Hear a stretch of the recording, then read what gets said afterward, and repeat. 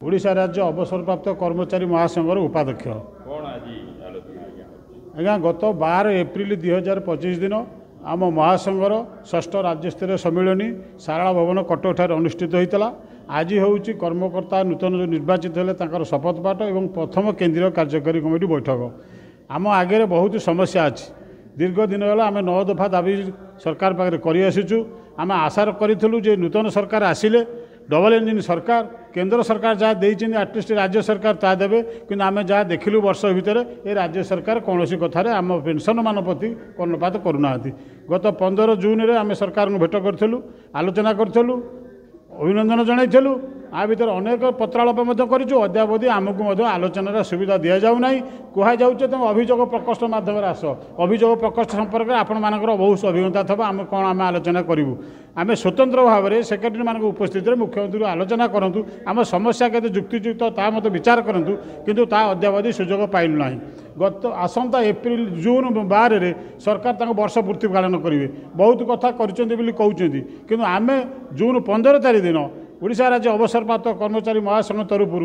सारा ओडिशा राज्यव्यापी आम आपको गोटे प्रतिवाद दिवस करूँ ये सरकार भुआबाण कर प्रकृत लोकों समस्या बुझुना मिछटारे कागज कलम कर प्रकाश करम सरकार विरुद्ध में गोटे कार्यक्रम नबू आगामी दिन में बहुत कार्यक्रम अच्छी आम ऑल इंडिया धारणा अच्छी ऑल इंडिया सम्मिलन अच्छी आम जोगदेवु आम पेंशन मानकर सर्वनिम्न समस्या चिकित्सा भत्ता सेटा अद्यावधि सरकार ग्रहण करने प्रस्तुत हेले ना जदिओ केंद्र सरकार तांको पेंशन मानक दौरान किंतु आम राज्य सरकार ता ये प्रदान करूना। आयुष्मान योजना जहाँ आरंभ कर 70 वर्ष ऊर्ध्व 60 रु 61 रु 71 70 पर्यंत बयस लोक करेंगे कौन जो मैंने पेंशनर तेणु समस्त को चिकित्सा सुविधा दरकार केंद्र सरकार मत जो भली भाव में फ्री ट्रिटमेंट सुविधा देते 1000 टंका नाका बर्तमान चिकित्सा भत्ता दौरान आमको से अनुरूप देवा दरकार ता सहित अन्य वरिष्ठ नागरिक हिसाब से बहुत अनेक समस्या अच्छी आम पेंशन निर्धारण में भूल अच्छी आमको एडिशनल पेंशन 65 वर्ष पर देवा कथा अन्य राज्य सब देले कि आम सरकार अद्यावधि दौना एपरिक कम्यूटेशन 15 वर्ष धरी काटुंट भूल न्यायालय आदेश सत्य हाँ पूर्व सरकार ये दीर्घ दिन समस्या ये आज समस्या नुहे दीर्घ दिन समस्या गत सरकार बेले आमर कौन समस्या समाधान हो पार नाला आम आशा कलु जहाँ नूतन सरकार आइले अत्यंत पक्ष केंद्र कर्मचारी की जहाँ पेंशन मान जहाँ दि जाऊँ ये सरकार है आमको देवे कि आम देखिलु गत सरकार जहाँ बर्तमान सरकार से कथा चिंता कर पेंशन वृद्धि कर सब कर विरोधी दल सरकार सरकार शासक दल एकाठी हो जाती समस्या समाधान कर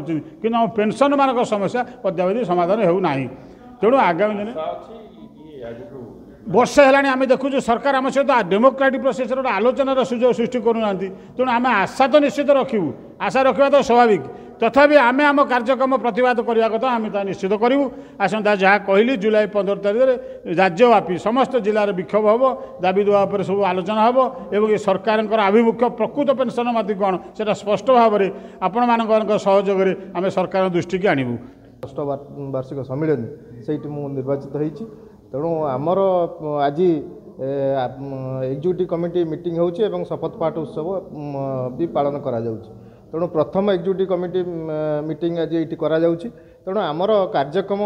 बहुत रही 9 दफा दाबी आमर रही 9 दफा दाबी प्रथम दाबी होची आमर चिकित्सा भत्ता केंद्र अनुरूप चिकित्सा भत्ता आम बारंबार पूर्व सरकार अमल आम देइथिलु एबे भी तांको आमर जुलाई गत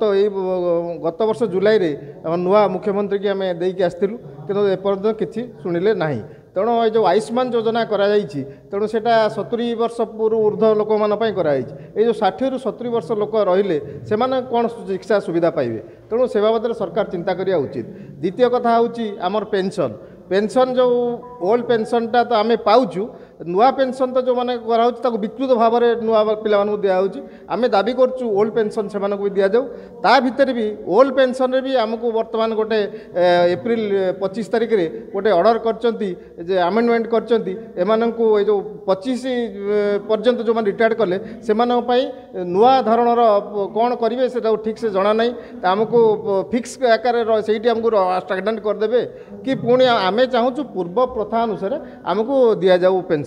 तेणु एपर्यंत सेटा किसी क्लीयर है ना से बाबद में आम मुख्यमंत्री जनइबू एवं आमर प्रधानमंत्री की भी आम जनइबू तेणु जदि यही जो आमर अन्य दाबी भी रही ओडिशा सरकार को आम जनइलु आमर डिपार्टमेंट जो पेंशन डिपार्टमेंट थिला से डिपार्टमेंट बहुत दिन तक उच्छेद कर 17 मसीह प्राय तेणु आम चाहूँ तेणु ये से पेंशन डिपार्टमेंटा पुणी रिस्टोर करा जाऊ कहीं ना आम क्या जनइबू आमर जो